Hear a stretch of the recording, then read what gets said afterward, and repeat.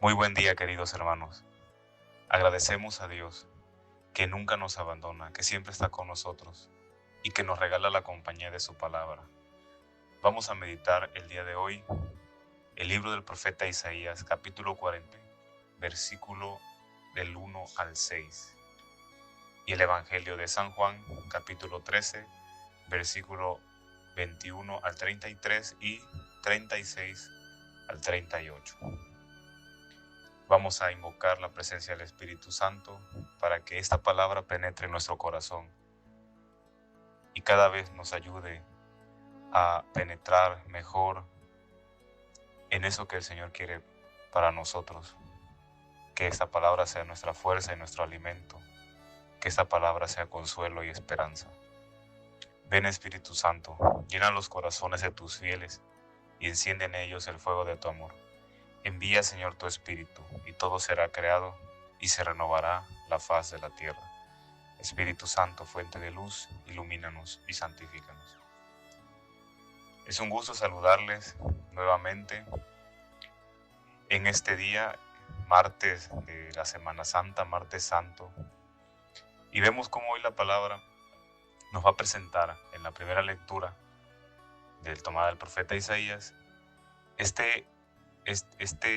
glorificación del Señor. Dios se glorifica a través de la salvación manifestada por su servidor, por su siervo. El servidor del que ayer hablábamos también, hoy nos habla de que es el Señor quien lo sostiene, es su arma, su herramienta con la que Dios quiere conquistar el mundo. Es una espada filosa, es una flecha puntiaguda, certero en su anuncio y en su victoria.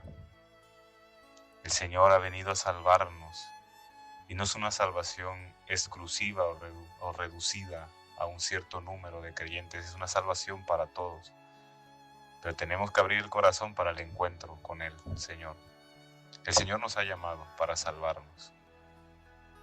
Y es entonces, conscientes de este llamado, conscientes de la adhesión que vamos haciendo nosotros a esta salvación que Dios nos quiere regalar, donde nos podemos asociar con el grupo de esos que siguen a Jesús.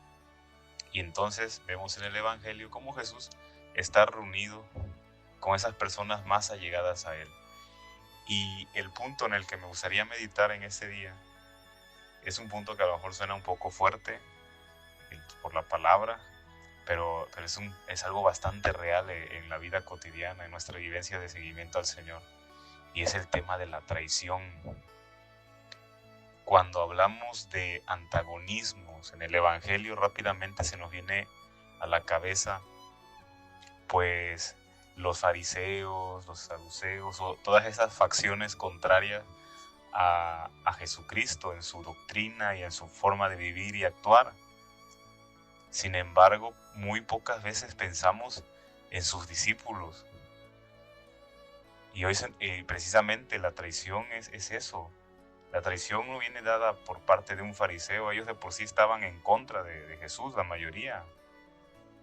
La traición no viene dada por los sumos sacerdotes, por Caifás. Ellos abiertamente estaban en contra de lo que Jesús decía. La traición es una acción que se da dentro de los amigos de Jesús. Yo no puedo decir que me traiciona un enemigo, pues si de por sí no nos llevamos, somos enemigos. Pero sí puedo decir que hay traición cuando es un amigo quien me niega, cuando es un amigo quien me lastima. Hoy vemos entonces dos personajes que encarnan esta actitud. El primero, el que mejor la describe tal vez para nosotros y que ya está como que estigmatizado en el Evangelio siempre como el traidor, pues es Judas. Sin embargo, hay otro traidor también y es Pedro. Judas, conocemos todos la historia, traiciona a Jesús vendiéndolo. La cuestión de Judas, que será algo que trataremos más adelante, es que no reconoce la misericordia de Dios, pero eso será otro tema de otro momento. Sin embargo, Pedro, este personaje, podríamos decir que en términos numéricos traiciona más a Jesús. Judas lo traiciona una vez, Pedro lo traiciona 3. En este punto, no quisiera ahondar un poquito más en el punto de la misericordia, como decíamos hace rato. Me gustaría más bien ahondar hoy en cuáles son los motivos de nuestra traición. Porque como vemos escrito en el Evangelio, podemos darnos cuenta que los motivos de la traición en los 2 casos mencionados son muy diferentes. En el caso de Judas, es como que una traición que brota de su criterio falso de lo que era el Mesías. Esperaba un Mesías político, esperaba un Mesías caudillo. Y esta concepción de Judas pues lo lleva a darle un valor a Jesús también. Y lo entrega pensando que era la mejor forma de hacer de provocar una revolución tal vez.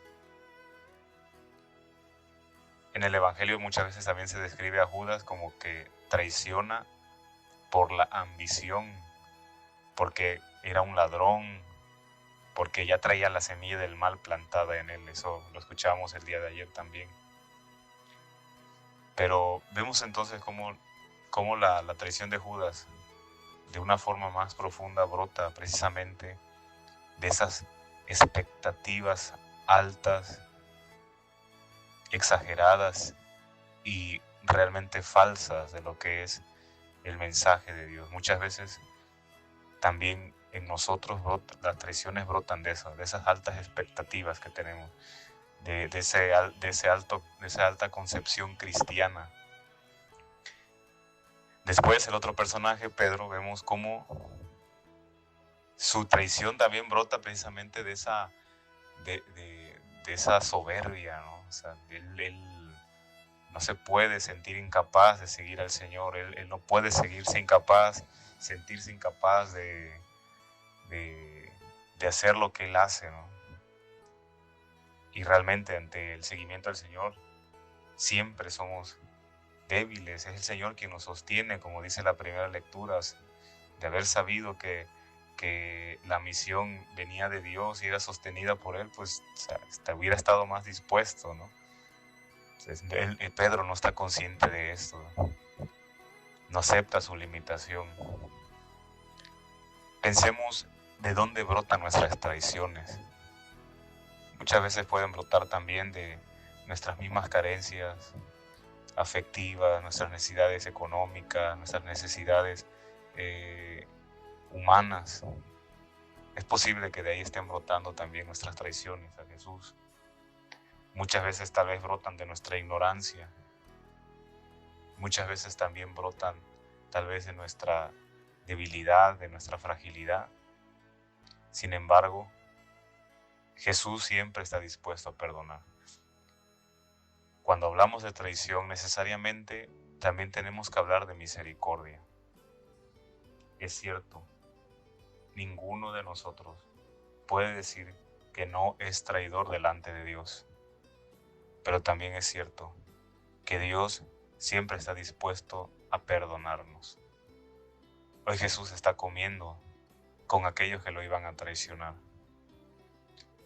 Y más aún, sabe que en eso consiste la glorificación. El Señor nunca nos abandona. Su glorificación consiste en perdonar y en salvar incluso a aquellos que a veces por nuestras debilidades, por nuestras circunstancias, lo negamos. El Señor ha venido a salvarnos a todos, a pesar de nuestra fragilidad y a pesar de que lo hemos traicionado muchas veces. En eso consiste la glorificación del Señor. Pidámosle al Señor que nos motive siempre a seguirlo, que nuestra fragilidad no sea motivo de abandono. Podemos traicionarlo muchas veces, pero tratemos de no abandonarlo.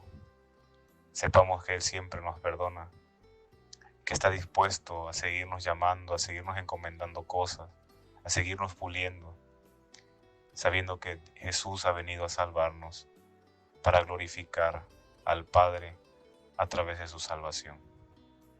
Pidámosle al Señor que nos asista siempre con su Santo Espíritu. y oremos como oran los hijos. Padre nuestro que estás en el cielo, santificado sea tu nombre. Venga a nosotros tu reino, hágase tu voluntad como en el cielo. Danos hoy nuestro pan de cada día. Perdona nuestras ofensas, como también nosotros perdonamos a los que nos ofenden. No nos dejes caer en la tentación y líbranos del mal. El Señor esté con ustedes, y la bendición de Dios Todopoderoso, Padre, Hijo y Espíritu Santo, descienda sobre ustedes y permanezca siempre.